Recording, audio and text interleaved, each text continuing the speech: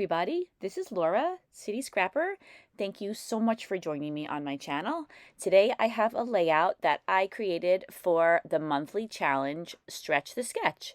In Stretch the Sketch, we take a sketch that was intended for a 12 by 12 inch layout and we either shrink it to a smaller format or we stretch it to a larger format. Today I am shrinking the sketch. I'm going to be making a layout for a 6 by 8 inch album I've been working on for a while.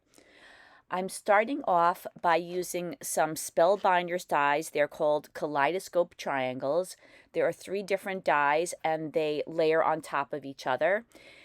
I thought that these dies were super cool when I saw them. They're a little bit different from anything else that I have, so I used a really old collection, something I love to do, a My Mind's Eye collection called Indie Chic Saffron, and I cut out triangles in 3 different colors, and I am layering them on top of each other.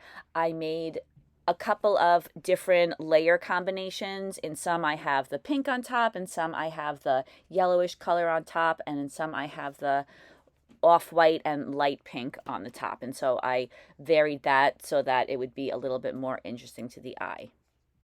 To attach the layers together, I used some gel glue, and I tried not to add too much glue because these pieces are very delicate. I thought that backing each of the triangles with a solid or a somewhat solid piece of paper would help them to stand out from the background.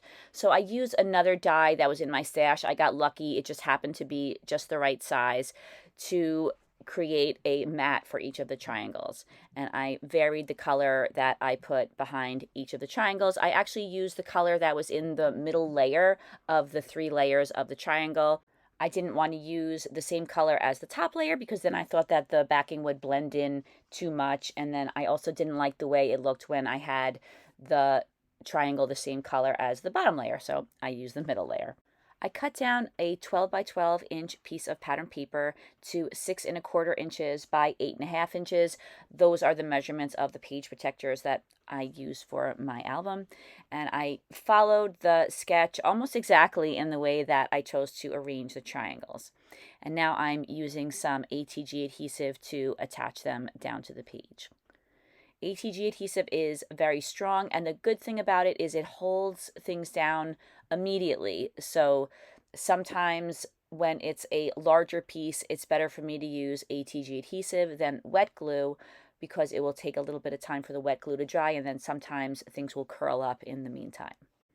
I've been working on an album that I started making after taking a class with Janet Fritz of Galaxy Girl Creations. It was called Impactful Storytelling, and while I have several pages done and I have a lot of journaling done, I haven't really made a concerted effort to finish the album, but now I'm thinking I really want to get this album done. I'm probably about 65% there and I want to finish it. So this layout is for a prompt that we wrote about love, and this is a picture of my husband and me, and I thought that this would be perfect for this prompt.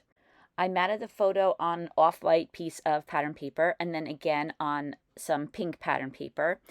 And then I put a heavy piece of cardstock behind the entire unit, and I made a little dent in the pink paper as I was cutting that white piece of paper. So now I'm just cutting a small strip of paper so that that little dent won't be visible from the front. And the reason that I put the thick white cardstock on the back is so that when I pop this up on a little bit of foam, which I know I'm going to do in a while, it will be sturdy. When I was examining the sketch, I noticed that in the sketch, there is a piece of paper that's behind the photo, but it's offset to the left. So I did mine a little differently, but I like that idea of having this asymmetrical positioning of the photo on the larger piece of pattern paper, so I decided to do the same thing. And then to make sure that the photo will contrast with the gray background, I mount it again on some off-white pattern paper. And I think that that will stand out from the background. So I position the photo and I realize I don't need one of the triangles. I will save that hopefully for another project. I'm using some foam. Usually I will put the foam on the back of the photo when I pop it up, but because I wasn't sure exactly where the triangles were and I don't want to put the foam on top of the triangles, I'm just positioning it on the layout this time. I didn't want to place the foam on top of the triangles because the triangles are a little bit dimensional, and then the combination of the foam on top of the triangles would probably make the photo lay unevenly on the page.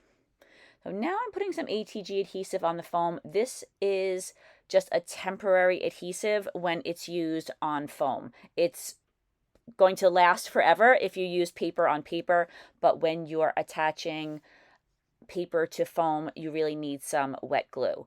But I like to start off with some ATG adhesive in case I change my mind, which is something that I do a lot. And actually, you could see here that the photo was a little crooked in the beginning. I had to go back and straighten it out a little bit.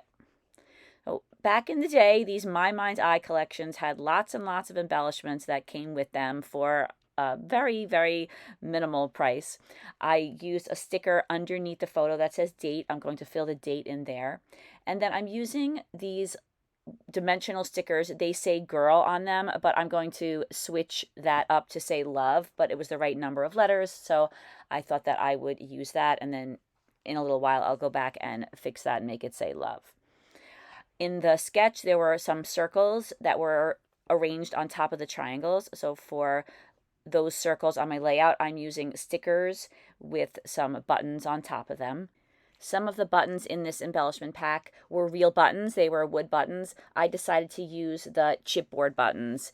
I thought that they matched better with this particular layout. Underneath the date sticker, I also added another little small banner sticker. I just cut part of it off. It was a little bit too long. And then I peeled off the letters that say girl, and I'm using, I believe these are My Mind's Eye stickers from a different collection, but they are gray, and I thought the color went really well with the collection, and I hadn't used it before, so I was happy that I had all the letters that I needed to spell out love. And the E, for some reason, was bigger than the other stickers, so I trimmed that down a little bit. The letters looked like they were a little dark compared with the rest of the layout, and I wanted to add some of that off-white cardstock to them. I didn't have just the right size punch. It's so funny how we have all these different punches and sometimes you just can't find the right size. I used an EK Success confetti punch. It's a punch that has all different sizes or small sizes of circles. And the circle that I chose is about the same size as the circles that make up the letters. And I just offset the circle a little bit. And that way you could still see a hint of that off-white behind the letters, and I think that helps them to be a little bit more noticeable and have a little bit more of the off-white on them and go along with the rest of the layout. And now that I have that off-white circle behind each of those letters, they didn't stick to the page anymore, so I used some ATG adhesive. Along with the collection, I found that I had these two dark pink photo corners punched out from another project. I decided to put them in opposite corners, and I chose those corners because they kind of go along with the flow of the diagonal down the page. I always like to add different textures to the layout. Right now it's pretty much just paper on the page, so I thought that adding some fiber would be a nice addition. I used some very thin hemp cord that I had in my stash. It's the same color as the off-white pattern paper that's on the page. I was afraid that putting the cord through the back of the button was going to add too much dimension, but the cord was thin and it turned out to be just fine. The buttons laid very flat on the page. And because the buttons were on the smaller side, especially that pink button on the top of the layout, I didn't want to knot or tie a bow in the cord. I was afraid that it would overwhelm the buttons. So I started making a knot, but I didn't tie it twice. I just twisted it together once. And then when I was all done putting the cord through the buttons, I used some of my ATG adhesive again, and I attached all of those buttons down into place. And the class that I took with Janet Fritz was a great class in which I did a lot of journaling about myself, and I'm starting to understand that it's important to document not only your family, but your own experiences in life through scrapbooking. So that's something that I started with Janet's class, and I have some plans to continue that. To add another texture and detail to the page, I'm using some self-adhesive pearls. I'm using some very, very tiny pearls on those triangles. There are some spots that are just calling out for a pearl on those triangles. I also put some pearls on the photo corners and on the letters that say love. I use a slightly larger size. I wrote the date on the date sticker, and then I added a gray bow on top of the photo to bring some gray close to the picture. That's a Spellbinders bow. And then I was thinking that I wanted to add another triangle to the layout. I wasn't sure if I should, but I thought I would give it a try. I had the triangle already made, so I attached it down and I trimmed off the edge, and I liked the way that looked, and that completes the layout. Here are some close-ups. Thank you so much for joining me for Stretch the Sketch. I neglected to mention that this sketch is by Heathered Leopard, and she made the sketch for Gossamer Blue. It's a great sketch. Don't forget to check out all the videos of all the other scrapbookers who are following along. The links are in the description box. I hope to see everybody soon. Take care. Bye-bye.